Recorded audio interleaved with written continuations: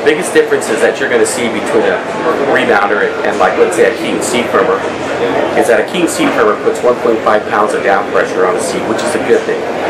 The problem with putting pressure down on the seed is that you hit softer soils, the seed goes deeper.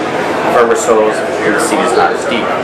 The rebounder runs about 3/8 of an inch off the bottom of the furrow, and it has this V-cut design so that it never, number one, never drags seed, and it'll never ball up with mud since it's not dragging at the bottom of the furrow. If you notice how the rebounder has a spoon-shaped design, and then it has also a concave backing there.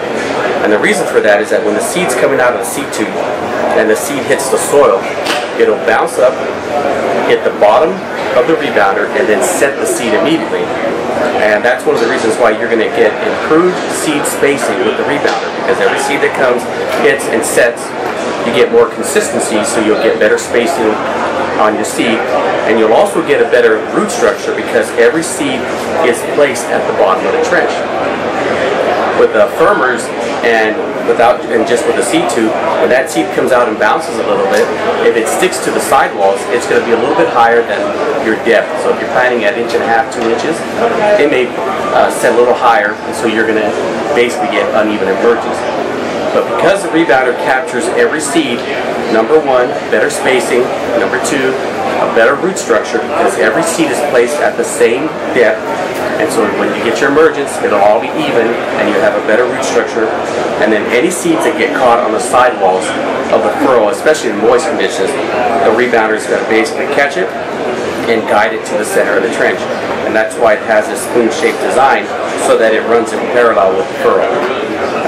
You'll never ball up with mud. Since the rebounder doesn't put pressure on the furrow, you're never going to ball up with the side, weigh it down, and or drag seed. Some of the features of the rebounder include the optional fittings.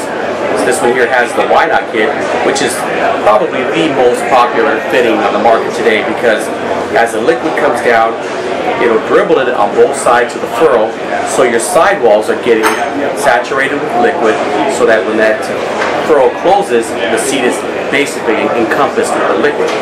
And so that's the number one seller for us, is that it allows us to put the liquid down in the furrow, but on the sidewalls, not directly on the seed. There's also an optional fitting that comes straight out and drop it right on the seed if you choose to do so. And this especially works good on planting and on the rows as well.